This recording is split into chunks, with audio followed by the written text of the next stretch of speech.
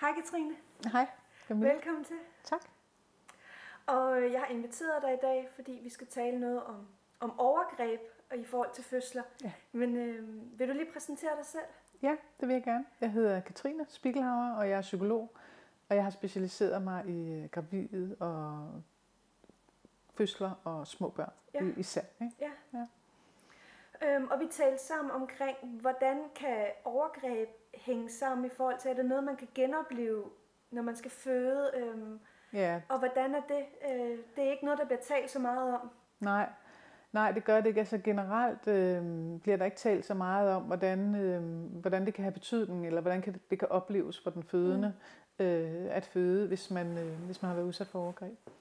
Og det starter jo allerede under graviditeten, at det kan begynde at røre på sig. Og hvis man har været udsat for overgreb, og det kan være på forskellige måder, det kan være, at man har været udsat for seksuel overgreb som barn, det kan være, at man har været udsat for en eller anden form for grænseskridende adfærd fra en kammerat, eller fra en voksen, eller fra en omsorgsperson, eller det kan også godt være, at man har været udsat for en voldtægt som voksen. Det kan være forskellige former for overgreb, men fysiske overgreb. Og det kan man jo vide, og det kan man jo arbejde med, og nogle gange har man været rigtig meget i terapi, eller nogle gange har man bare tænkt, at det har jeg klaret, eller det er jeg kommet over. Man klarer sig jo, og måske synes, at man klarer sig fint, selvom man har været udsat for de her ting. Og det der kan være, det er, at man på et intellektuelt plan egentlig oplever, at man klarer sig, og på et psykologisk plan, at man har tænkt, om det her, det har jeg klaret, det er jeg igennem, og det er helt overstået. Så man tænker ikke på at sige det til jordemoderen, når man går i konsultation hos jordemoderen. Men et overgreb er i høj grad også en fysisk oplevelse. Det vil sige, det er en kropslig oplevelse. Og det vil sige, at nogle gange kan sådan nogle oplevelser, som det er jo traume at være udsat for et overgreb, det kan jo sætte sig i kroppen. Og så kan man sige, en graviditet og en fertilitetsbehandling, en graviditet og en fødsel er jo i høj grad en fysisk oplevelse også. Så nogle gange kan man synes, at man er over det op i hovedet, og så alligevel så bringer en graviditet minder om det, der er sket. Man kommer til at genbesøge tidligere overgreb. Men hvad er det så konkret, der kan ske? For jeg sidder og tænker det, jamen hvad kan man gøre, hvis man har været udsat for en form for overgreb, og man gerne vil have en god graviditet, og man vil gerne have en tryg fødsel? Ja, hvis man ved, at man har været udsat for overgreb, og man gerne vil have en god graviditet og en tryg fødsel, og så at noget af det bedste, man kan gøre, det er at få talt om det, at få sagt det til nogen. Og så kan man sige, at den konsultationsjordemor, der sidder der, du er ikke hende med til fødsel, nej, men det kan være vigtigt at få med i journalen, fordi og så er det at være opmærksom på,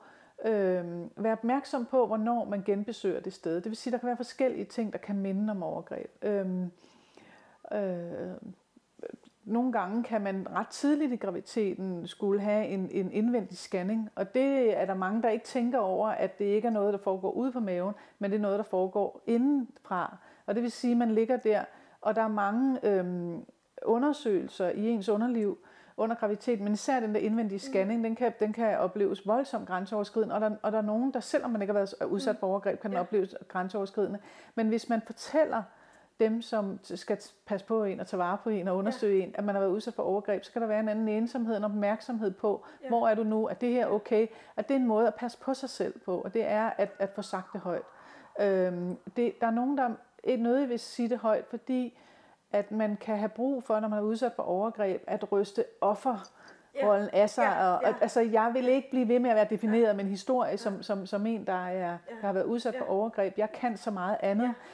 Jeg er et individ, der lever mit liv, og jeg er stærk, og jeg har lagt det bag mig. Så derfor kan det være meget vigtigt, altså både at kunne passe på sin historie om, at jeg er en menneske, der har klaret det her. Jeg kan så meget andet. Jeg er ikke kun min overgreb, men samtidig også kunne sige, at i den her situation har jeg brug for en særlig opmærksomhed, en særlig nænsomhed, også over for mig selv, for at jeg ikke behøver at genbesøge det sted.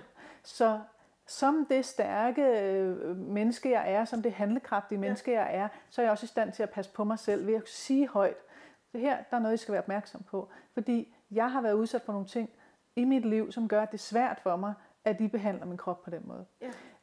Så vil jeg ikke godt være nænsom i forhold til det, og kunne sige, Og når man gør det, så får man taget noget af sin handlekraft tilbage. Ja. Og det kan være enormt helende i sig selv, at kunne gøre det. Men det er ikke nemt, så man måske øver sig på sin nærmeste. Ja. Nogle gange ved ens partner engang, man øver sig for overgreb.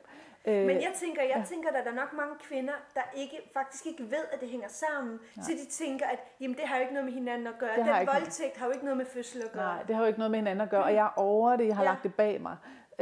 Og det der vil der være mange. Og det er også meget fornuftigt at lægge sådan noget bag sig, fordi det har man ikke lyst til at gå og tænke på hele tiden. Og det er derfor, men når jeg siger, at det kan hænge sammen, så er det fordi, at jeg taler desværre med mange kvinder, hvor de pludselig opdager under graviditeten eller under fødslen, det har en langt større betydning, end de troede, det havde.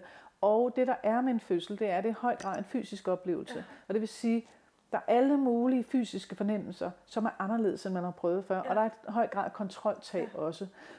Og selvfølgelig kan man på mange forskellige måder forsøge at få kontrollen tilbage under fødslen, men der kan være en generel følelse af kontroltab, som kan minde, som er lidt overgrebsagtigt. Folk gør noget ved en, og sætter ting på en, og sætter fingrene op i en, og det... Så det, man bliver gjort noget ved. Så måske ville det også være en god idé at undgå unødig undersøgelse. Ja, eller i hvert fald sige, hvis der skal. Det gør svært at definere, hvad der er unødigt. Men det kan i hvert fald være vigtigt, at man i den oplevelse, det kan være både at være gravid, men især også under fødslen, at ens krop larmer. Ja. Den gør alt muligt, og der er alle mulige fysiske fornemmelser, og der er mennesker, der gør noget ved en. At det der med, at der er nogen, der gør noget ved en, at få taget den faktor lidt ud af fødslen. Og det vil sige, det er mig, der gør noget her. Det er mig, der siger, hvad der skal ske. Det er mig, der siger ja til, når der er noget. Jeg giver tilladelse, inden der er noget, der skal ske. Jeg er opmærksom på, jeg vil gerne det der, men jeg vil ikke det der. Og at dem, der er hos mig, de ved, at de ikke skal gøre noget, der er unødigt. Nej. Og at de der underlivsundersøgelser, kan man altid lige tale om, hvor nødvendigt er det. Ja. Hvad er det, I skal finde ud af, hvor nødvendigt er det. Ja. Og det, når man er midt i en fødsel, så tænker man ikke nødvendigvis så langt. Ja. Der er mange kvinder, jeg hører, som alligevel, når jeg så spørger dem, så har de alligevel gjort noget. De har alligevel sagt noget. De har sagt, hep der, eller ikke længere, eller et eller andet. Har alligevel kunne sige noget. Ja. Men det er vigtigt, at... Så jeg tænker bare, det der med også med at være opmærksom på det, altså fra man bliver gravid af, fordi så kan man vide, det her det er noget, jeg kan godt komme til at genbesøge et sted, jeg ikke har lyst til at genbesøge under graviditeten og under fødslen, og det kan jeg komme til, og det ved jeg godt, jeg kan. Så jeg gør noget for at passe på mig selv, i overensstemmelse med den historie, jeg har, som er et menneske, jeg er et menneske, der er værdig, og som kan passe på mig selv. Og det gør jeg blandt andet ved at sige til min hjælper, der er noget, I skal være opmærksom på her, fordi at have en ensomhed i forhold til, at der er nogle ting, som kan få mig til at genbesøge et sted, hvor jeg ikke har lyst til at være. Jeg har lyst til, at fødslen skal tilhøre mig og mit barn. Jeg har lyst til at have erindringer om, at det her mit barn blev født, og jeg har ikke lyst til, at det overgreb skal være med til den fødsel. Så det er en måde at tage noget genvinde sin styrke. Og det kan man tænke, netop hvis man har det billede af sig selv som en, der handler, så tænker man ikke, at det kan opstå under fødslen. Men min erfaring er, at det gør det nogle gange. Og så kommer jeg faktisk bare lige til at tænke på noget. Kan en fødsel være med til at hele nogle overgreb? Eller? Ja, det kan det at hvis man kommer til at genbesøge overgrebet under fødslen, eller man har mindelser, eller der er en snert af, eller glimt af, nu er vi der igen, og at man så genvinder og får sagt det, man har besluttet sig for at sige, og man opdager, de mennesker, der er omkring en, opdager det og er opmærksom på det, så kan det godt have været en meget helende oplevelse, fordi det der med, at man ryger tilbage til noget, hvor man genvinder sin handlekraft, og man bliver opmærksom på, hvad jeg har sagt, og hvad jeg har gjort for at passe på mig selv.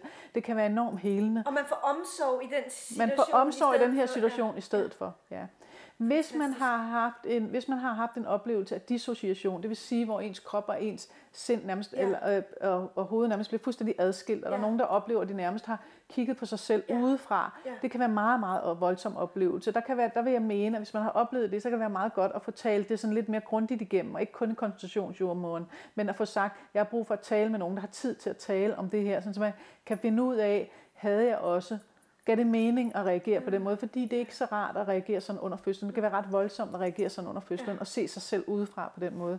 Og det kan være svært bagefter at finde tilbage til sig selv, så at sige, selvom det tjener et formål, at man, når man gør sådan.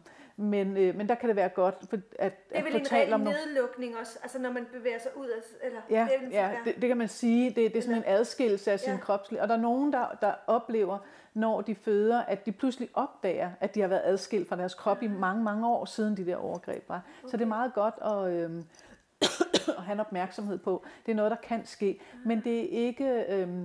Du er ikke tilbage i dit overgreb. Nej. Og have nogen der omkring dig, der kan minde dig om det. Du er ikke der igen. Du er i gang med at føde dit barn. Du er her. Du er lige her. Ikke? Og det er, at der er nogen, der er opmærksom på det, lige kan tage, vi er her, og jeg er hos dig, og der er omsorg i rummet, og du har sagt, hvad du har brug for, og vi lytter til dig, og vi hjælper dig. Så nu er vi her. Ikke? Nu er vi her. Altså at kunne hjælpe en tilbage igen. Og det kan de jo kun, hvis de har fået det at vide. Så kommer jeg lige til at tænke på dit sidste spørgsmål. Hvad hvis man ikke ved, at man har været udsat for et overgreb? Hvad skal man, så kan man... Ja, altså hvis man ikke ved det, så ved man det jo ikke, kan man sige. Så er det svært at gøre noget ved det. Men bare fordi man hører om folk, der først finder ud af det, når de føder, eller... Ja, det er der nogen, der gør. Ja. Fordi man kan opleve at pludselig komme på besøg det der sted, og tænke, gud, hvad er det, jeg har været udsat? Der er pludselig noget, der minder om noget. Det, der kan være tegn på det, som man kan være opmærksom på, det er, hvis nogle af de tegn opstår allerede under graviditeten. Og det vil sige, at der er tegn på, at man føler ubehag ved sin egen krop, at man føler ubehag ved de tegn, der kommer fra kroppen, og at man føler en høj grad af adskillelse fra kroppen, sådan fremmed, at det er noget fremmed. Og hvis man har det sådan med sin egen krop, at den er noget fremmed, og det er noget, der gør noget ved, og det der ubehag, der kan have være ved, at der er et barn, der bevæger sig inde i en, kan være voldsomt grænseoverskridende, hvis man har været udsat for overgreb. Hvis man begynder at få sådan nogle fornemmelser, så vil jeg anbefale, at man lige hiver fat i sin jordmors, konsultationsjordmor, eller en psykolog, eller en anden, som har forstand på at tale om det her, til at sige, jeg ved ikke, hvad det her handler om, men jeg oplever, at der er noget, der giver mig voldsomt ubehag i min krop. Og det kan være svært at sige, fordi det er meget tabubelagt. Folk rører ved ens mave, nej, og du er gravid, og man skal jo bare være så glad. Og hvis man føler sådan en voldsom ubehag i forhold til sin egen krop, og sine bryster, og sin mave, og de forandringer, der sker, og de berøringer, der kan være under graviditeten, så kan det være en god idé lige at fortælle om, at vide, hvad det her handler om. Det er ikke sikkert, det er et overgreb, men hvis man har det sådan under graviditeten, så kan det godt være, at det dukker op under fødslen også. At det er der en vis sandsynlighed for. Det er ikke sikkert, men der er en vis sandsynlighed for, at hvis ikke jeg vil have en fødsel, hvor jeg har den her fornemmelse af min krop som noget, der er fremmed, og noget, der er ubehageligt og væmmeligt, og måske ovenikøbet følelser af afsky, eller og kvalme har man jo under graviditeten, men den har en anden karakter, når det er sådan afsky, kvalme, en afsky ved sig selv. Hvis man har det under graviditeten, så kan det være meget godt at få en snak om det. Gad vide, hvad det her handler om. Og det er ikke det samme som, at man skal genbesøge, og man skal helt tilbage i tidlige overgreb, som man har fortrængt. Men man skal ikke ignorere det. Man skal jo fat i nogen og sige, prøv at høre, jeg har det sådan her med min egen krop lige nu. Er det noget, jeg kan hjælpe med? Fordi jeg er nervøs for, om det vil berøve min fødsel. Om det vil gøre min fødsel til en oplevelse, som jeg ikke har lyst til, det skal være. Og så kan man gøre det samme, som vi har talt om før. Hvis først det har været i talsat. Jeg ved ikke, om jeg er udsat for overgreb, men jeg har nogle voldsomme ubehag med min egen krop, som gør, at jeg gerne vil have en vis nænsomhed, en opmærksomhed. Jeg vil gerne have lov til at styre, hvad der skal ske ved min krop under fødslen. Så jeg vil gerne på en eller anden måde have taget magten tilbage til min krop, eller jeg vil gerne have mit handlerum tilbage. Og handlerum er et ord, man kan bruge. Man kan også sige sådan agenthed. Det der med, at jeg er handlende i mig. Ting bliver ikke gjort ved mig. Jeg er en, der gør ting. Jeg er en, der får ting til at ske. Jeg er en, der gør ting. Jeg er en, der får ting til at ske. Jeg er en, der passer på mig selv. Også selvom der sker alt muligt, som jeg ikke kan gøre så meget ved, så kan jeg alligevel få noget til at ske ved bare at sige til nogen, hup her, eller min mand ved det, eller hold lige fast her, eller have nogle tegn. Fordi så får man noget, så kan jeg gøre noget. Så er jeg ikke kun en, der bliver gjort noget ved. Og det kan man godt balancere, selvom man også oplever under en fødsel, at man er en, der bliver gjort noget ved. De fleste kvinder, jeg taler med, de har sådan små øjeblikke, hvor de har gjort noget eller sagt noget. Så det kan være helt subtilt, men hvor de alligevel oplever, jeg gjorde alligevel sådan, eller jeg sagde nej til det, eller jeg spurgte om det, eller hvad det må være. Og det kan være godt at vide, at man kan godt gøre noget. Man kan gøre noget, ja. Tusind tak, Katrine. Hvor er det dejligt, at du vil komme lige og fortælle om det her. For det var et emne, som jeg ikke ligesom... det er ikke noget, man støder på så tit. Og jeg synes bare, det er vigtigt lige at få sat ord, hvis jeg lige må sige afsluttende kommentar, få sat ord på, at det faktisk har en sammenhæng, og det er okay at tage det op, og at det er godt at tale med jordemoderne, det er godt at... Ja, og tale med dem, der er omkring en. Og man kan sige, jordemødre, også ved amning, man kan også opleve det, når man skal amme, og jordemøderne og sundhedsplejerskerne, de ved jo godt noget om det her, men der er ikke, det er jo ikke noget, der bliver talt så meget om. Nej. Så det er jo ikke noget, der står i nogle folder. Det er jo ikke noget, der står i folder eller pjecer eller på plakater, ligesom der står alt muligt andet, som man ikke skal ryge og ikke skal drikke alkohol. Der er jo ikke samme opmærksomhed på det her, så det er jo ikke sikkert, at man selv tænker over det. Man tænker, om det her der har været min strategi, det har været at lukke det ned, så det er det, der virker nu også. Og det er ikke sikkert, det virker under fødslen, for en fødsel kan være en ret voldsom oplevelse, hvor man genbesøger ting, man ikke vidste. Så det kan være godt at tage fat i jordemødrene. Jordemødrene, de har jo lært noget om det her. Og nogle gange har man ikke tid nok, så må man bede om at få talt med en, der har tid, eller også så må man tale med en, der har forstand på lige præcis det her. Der er jordemødre, der er uddannet terapeuter, men der er også psykologer, som jeg selv, der arbejder med det. Ja.